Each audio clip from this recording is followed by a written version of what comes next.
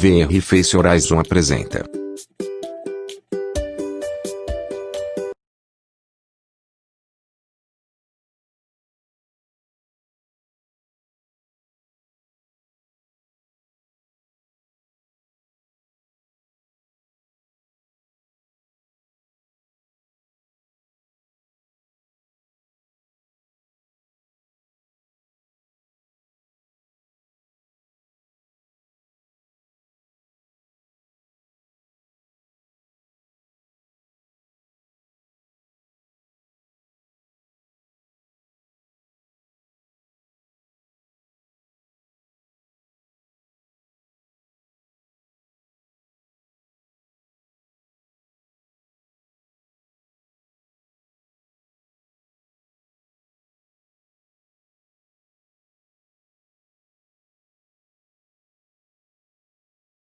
Hey Kayo, welcome to Yeah. TVR. It's a Hi. pleasure to have you here. It's a pleasure. Likewise. Good to have me here. Yeah, it's a pretty cool environment to have a meeting, It's so don't you think? amazing. I mean, just waiting for the Tesla to fly by, but until then, Yeah. really cool. Nice choice of Yeah, location. awesome. So Kayo has been founding Coders Trust and 3B Ventures and Nordic Impact Investing Network, and has been advising startups and investors on impact investing. So your passion about the future of work, how is that? I mean, the future of work is such a big area that brings a smile on my face, because end of the day, it touches all of our lives, right? We all work or are affected by work, and if you look beyond what work is and beyond the organizations, at the end, it's all comprised out of people. It's people who deliver and who build and create and execute. So my passion lies with the people. I want to improve the quality of life for the people. I want to, I'm passionate about learning and how do we create meaningful work, more efficient work. And that's why I moved to Bangladesh and lived there for 4 years, and we created the largest educational institution for freelancers with Coders Trust. And that was the whole part. How can we able to create a meaningful work for, in the emerging markets for a lot of people? And that was through freelancing, which was a new concept for them. So that's very exciting. I'm really excited about the future of work and the future of education. Yeah. Awesome. So how do you see how do you see working in the future? That's a really cool question. And that's really cool to find out, right? But I think we have, as a human species, we have a difficulty to look in the future, because we are rather taking what was in the past and projecting that a bit different ahead. And that's not how it's going to work, right? So maybe to answer that question, we could go a bit back in the past, and to understand the past, maybe that gives us information. And it's a really cool, 50 years ago, there was a job, there was the telephonist. And the telephonist itself, and I'm going to show you a picture of a telephonist, what that was. Yeah, let me see if I make it a bit bigger. So this was happening 50 years ago, right? So it's not too far ahead. So here we have, when you wanted to call a person, then there was an intermediary, the telephonist in the middle, and then she or he was then plugging you into the right buttons so you can have a phone call with the person you like. 50 years ago, 150,000 people worked in Oh the my United God. Kingdom. Yeah.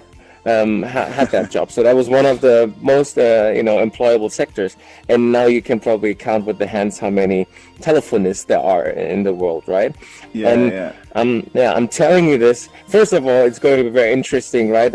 In a few years, we will be laughing that we had call centers, because the next, right, that's the call center, and then there's an innovation with, the technology, so that will be eradicated. So our kids will ask Yeah. us, that's funny. But the whole part is that we have to understand that technology is leading, and jobs and employment follows technology. And I think that's really important to understand. Wherever we're going, in the future, we have to understand and we have to accept that jobs are centered around technological developments that are improving, disrupting life cycles, value chains that we know, and that create an opportunity for new employment and for new jobs. And then the question comes what we teach and what we learn. Mm-hmm. Yeah. Okay. I couldn't agree with you more. But how do you think? How are we leveraging these technologies then? Yeah. I mean, the first part is, I'm at the fortunate place to get a lot of deal flow. A lot of great founders are pitching ideas to me, and I get a really good overview. But what I see is, unfortunately, I see buzzwords. A lot of hashtags, blockchain and AI. And if I go on the websites of these companies, it's all over. And I think that we need to demystify a bit what that actually means, because at the end of the day, blockchain will not solve any problem, or AI. It is that embedded into a solution that actually works in an existing value chain, right? So that's quite humbly to say, okay, let's look beyond the words. I mean, beautiful example, 99.99% of all people, they don't really care what is behind the Google search bar. They type in and they search and it works, and that's beautiful, right? But they don't ask, how does that algorithm work? Or Google is not advertising their algorithm on their website, right? So it's all about simplifying the complex and having the end user in mind, and that through technology. Yeah, there's about that, there's this quote I really like, that a good technology is when it becomes indistinguishable from magic. So I think this is quite magical. This is quite magical here. It's quite magical, the fact that you're in Germany and I'm in Copenhagen, and we meet and we actually feel that we are together. We can high five. Giving high five each other. It's just mind blowing. If I would have thought 10 years ago that in 10 years from then, or like even 5 years ago, that I would actually be able to have meetings in virtual reality. I mean, I would have been impressed just sort of to imagine that I could have a headset on and do any kind of work at this level we're doing right now. Is just mind blowing. Absolutely. So sometimes I have to stop and go back, and right now I'm so used to it that sometimes I forget how impressive this actually is. So. And it's quite cool too. I mean, it's it took me just a few minutes to get used to the hands and what to press and where we are. Yeah, it's just I think it's really easy to use. And you forget about your surroundings. You're just there and you're completely focused with the other people around you. So that's just amazing.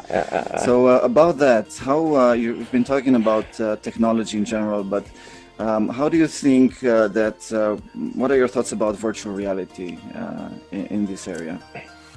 I really love virtual reality because there is no limits to our imagination, to what we can do together.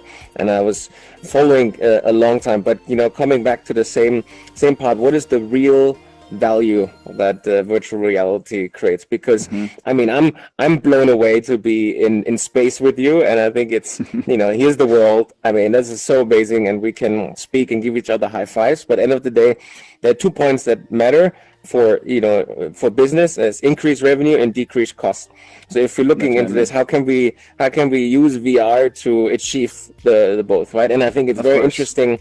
We train 60,000 freelancers in Bangladesh, and they work all over the world with teams, remote teams, and that's just increasing more and more. The stats: 50% of the people will work remotely in the States. So that just means we're going to decrease travel, and that's a clear cost factor, right? If I can have my board meetings all around here with the different offices dialing in, that's the flight cost and the office spaces that we decrease there. So I think that's one real clear value add. And then the second point is very exciting, that increase in revenue, because people are more engaged. Teams are more efficiently working together, especially with 3D renderings and imagery and design teams who can just collaborate and just take out what is it you showed me? It's here, exactly. Take out the marker and just mark it and save that on Trello, and being able to push that out. So I think that is something really exciting that with VR. Yeah, definitely. you've read our minds. Basically, all these you're talking about are the problems we're looking to solve, and you were saying also that it actually increases productivity and engagement. There's studies. We've recently saw a study by Stanford University that working in virtual reality actually increases your engagement and your attention to up to 25%, which is just crazy in comparison to video conferencing, for example. That's really cool. So but I'm curious, what kinds of meetings do you think would be the best suited for VR? Because it's probably not ideal for any kind to replace any kind of meetings.